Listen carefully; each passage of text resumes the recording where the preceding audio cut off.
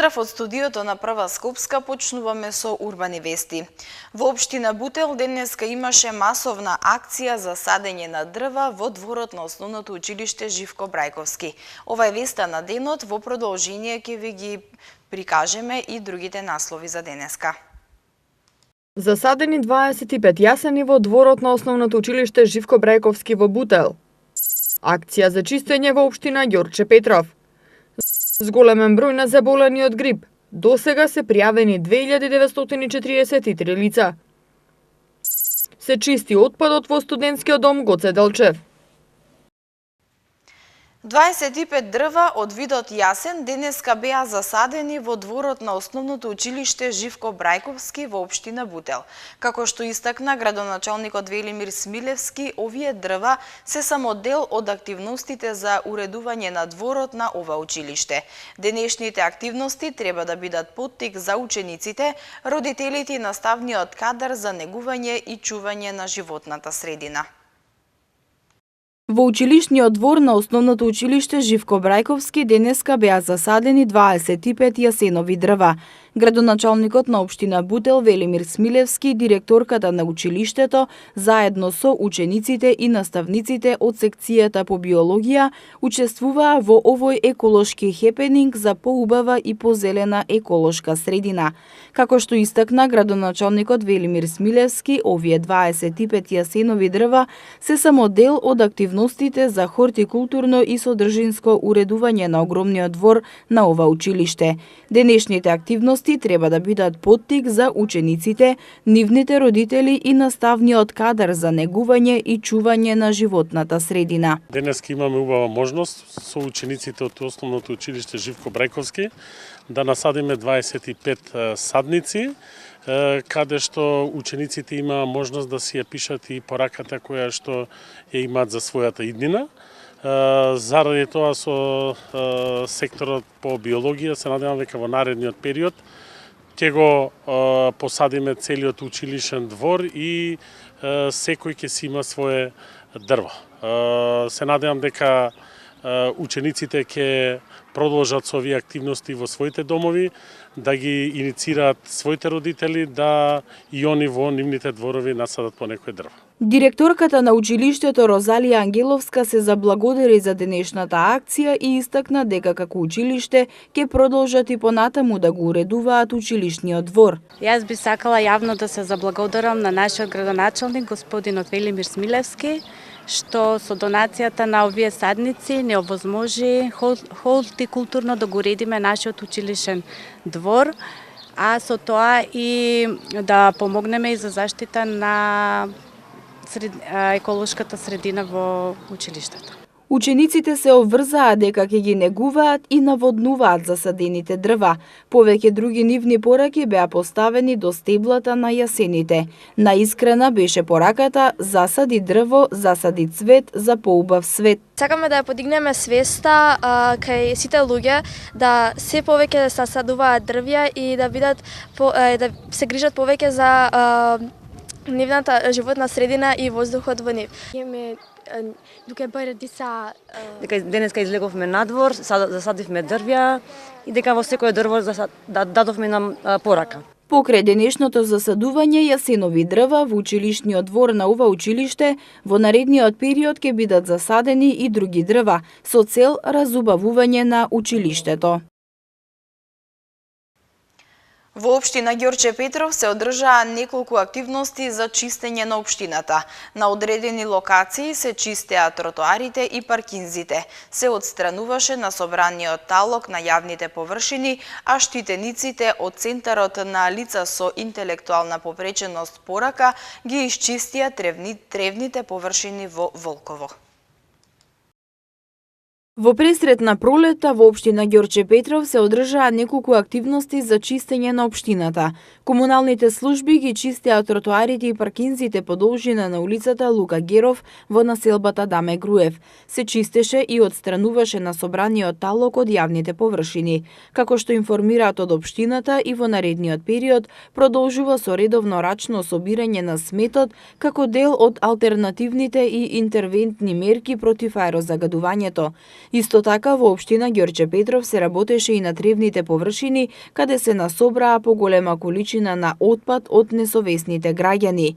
Пример за тоа како треба да се однесуваме кон животната средина испратија од Центарот на лица со интелектуална попреченост порака. По своја иницијатива, штитениците од Центарот го исчистија ѓубрето од местото кај последната автобуска станица со 22 во село Волково. Од општината велат дека активностите за чистење на јавните површини ќе продолжат и понатаму со цел општината Ѓорче Петров да биде убаво место за живење. Акција за чистење на црните точки низ Скопје продолжува. Денеска екипите на комунална хигиена и општина Карпош го чистеа дворот на студентскиот дом Гоце Делчев од градежен шут од градежните зафати кои се одвиваа во домот. Акциите за чистење на црните точки продолжуваат, а наскоро ќе стартуваат и пролетните акции за чистење во соработка со општините. Во дворот на студентскиот дом Гоце Делчев, јавното претпријатие комунална хигиена денеска започна акција за расчистување на големото количество градежен отпад од градежните зафати кои се одвиваа во домот.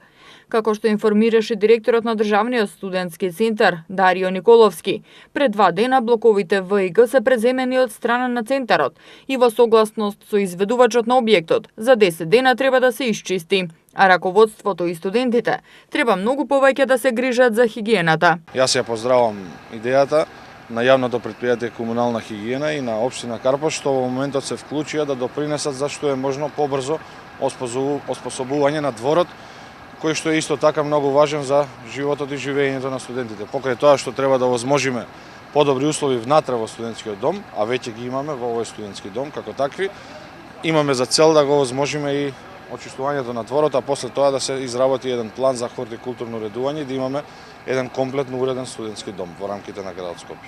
Ако сакаме да имаме почиста животна средина, ќе мораме и ние како раководство заедно со студентите да што е можно се вклучиме поблиску едни спрема други, да поразговараме, но и да вметнеме малку повеќе членови во куќниот ред и дисциплината за да добиеме повисоко ниво на хигиена, бидејќи таа хигиена пред се им значи нив. Тие се тие кои што живеат тука во студентските домови. Помошник директорот на јавно претпријатие комунална хигиена Ейтула Амети напомена дека овие активности имаат цел да ја подигнат и јавната свест кај сите граѓани, а акциите за чистење на црните точки ќе продолжат, како и пролетните акции во соработка со општините. Целта е до граѓаните да бидат посвесни за да ја држат ова хигиената и животната средина почисто во нивната околина кај што живеат. Ние и понатаму ќе продолжиме со ваквите работи. Ги имаме во оперативните планови, ги имаме и чистењето на пролетните и есенските акции што ги правиме заедно во соработка со општините и другите јавни претпријатија што се кај нас паркови зелени во улици и патишта, кои ни се редовни во пролет и во есен. Мој апел е до граѓаните да бидат посвесни, да знаат кај треба да се фрли ѓубрето. Мислам дека во градот Скопје има доста такви, имаме доста садови, било за селекција на отпадот, било за отпад и контејнери. Кон акцијата за чистење на дворот на студентскиот дом се приклучија и комуналните служби на општина Карпош, а градоначалникот Стефан Богоев рече дека се засилени инспекцијските контроли на терен, бидејќи секој носи одговорност за здрава и чиста животна средина, а секое непочитување ќе биде казнето со парична казна од 50 до 2000 евра. Да упатам и апел до граѓаните на општина Карпош во име на општината во нареден период многу поинтензивно ќе бидат инспекцијските и комунално-редарските служби на терен.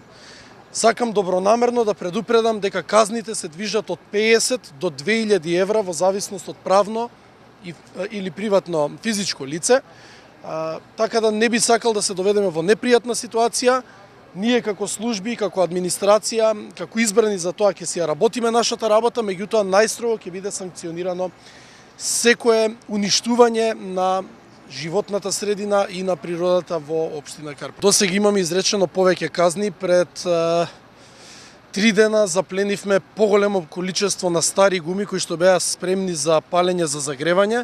Покрај заплената беа изречени и казни на лицата кои ги поседувале гумите. Градоначалникот Богоев исто така посочи дека во текот на пролета ќе се започне со акција за хортикултурно уредување на надворешниот простор на студентскиот дом Гоце Делчев и ќе бидат доделени нови садници за раззеленување на овој потек. Од Институтот за јавно здравје информираат дека и оваа недела постои зголемување на бројот на заболени од грип. Досега се пријавени 2943 случаи со симптоми на грип, што е за 31% зголемување во споредба со минатата недела. Најголем број заболени се пријавени во најголемата возрастна група од 15 до 64 години. Според новите податоци на Институтот за јавно здравје, во текот на седмата недела од 2019 година пријавени се 2943 случаи со симптоми на грип, што е за 31% зголемување во споредба со минатата недела, кога беа регистрирани 2246. Бројот на пријавени лица оваа недела е помал за 21,1% споредено со седмата недела од минатата сезона. Како и во текот на сите претходни недели од почетокот на сезоната, така и во седмата недела најголем број заболени 63,2% се зголемени во најголемата возрастна група од 15 до 64 години, а највисока инциденца е регистрирана кај децата од возрастната група од 0 до 4 години. Епидемиолозите велат дека регистрираната инциденца од грип е над неделната граница на сезонска активност и зголемена е во однос на минатата недела. Процентот на позитивни резултати добиени од вирусолошкиот надзор оваа недела е 64% и укажува на многу висока активност на вирусот на грип. Вакцинацијата против сезонски грип е најефикасна заштита од ова заболување, затоа Институтот за јавно здравје препорачува вакцинација на целото население, особено за лица кои припаѓаат на ризични групи. Според податоците добиени од Управата за електронско здравство, вакцинирани се вкупно 19.992 лица со бесплатни вакцини против сезонски грип, односно 71,4% од вкупниот број на набавени вакцини. Големен интерес на граѓаните за користење на јавен превоз до Средноводно. Доцнење во линиите 9, 19, 20 и 22 поради вонреден технички преглед на автобусите. Од денеска македонските државјани ја минуваат грчката граница само со пасош. Град Скопје ќе адаптира дел од дигиталните проекти и платформи на Атина. Од предстојниот викенд, јавното сообраќајно предпријатие Скопје го зголемува бројот на поаѓање на автобуси на линијата што сообраќа од транспортен центар до Средноводно. Како што соопштија од ЈСП, измените на возниот ред се должат на направените анализи, при што беше утврдена преоптовареност на автобусите на линија 25, односно постои зголемување на интересот на граѓаните за користење на јавниот превоз до Средноводно. Од викендов ќе биде зголемен бројот на поаѓање на автобуси на линијата 25 што сообраќа од транспортниот центар до Средноводно. На оваа линија во ударните термини ќе возат уште по 2 автобуса за разлика од досега. Како што информира јавното сообраќајно предпријатие ЈСП Скопје, редуцирани ќе бидат термините на поаѓањата на линиите 25А, Автомакедонија Стара железничка станица Средноводно и 25Б Домна печат Средноводно. Измените во возниот ред се должат на анализите направени на ЈСП Скопје и град Скопје, при што беше утврдена преоптовареност на автобусите на линијата 25, односно постои зголемен интерес на граѓаните за користење на јавниот превоз до Средноводно од почетната станица од транспортен центар. Истовремено пак помал број на граѓани од очекуваните користеле јавен превоз до Средноводно со линиите 25А и 25Б, со почетната станица од Автомакедонија Стара железничка станица и од Домна печат, се вели во соопштението од ЈСП Скопје. Користењето на линиите 25, 25А и 25Б се бесплатни за време на викенди и државни празници. Одлуката ја донесе град Скопје со цел по масовно користење на јавниот превоз за транспорт до водно, како една од краткорочните мерки за намалување на загадувањето на амбиенталниот воздух. Покрај оваа одлука, град Скопје минатата година донесе одлука и за покачување на цената на паркинг место. Ако сакате да одите со автомобил на средно водно, ќе треба да платите скап паркинг. Цената за 1 час изнесува 100 денари, а за секој нареден час по 50 денари. Од изутрина има одредени застои и доцнења во јавниот автобуски превоз во Скопје. Од ЈСП Скопје информираа дека причината за доцнењето на автобусите е поради вонреден технички преглед на дел од возилата.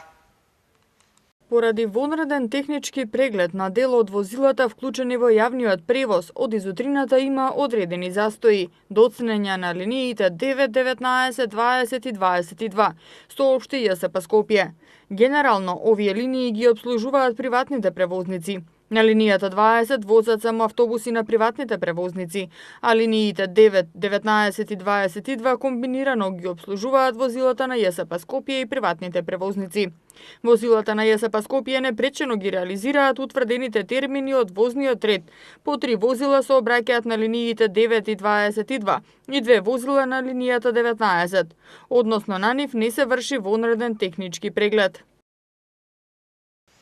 Од полноќ белите ливчиња за влез во Грција официјално се во употреба.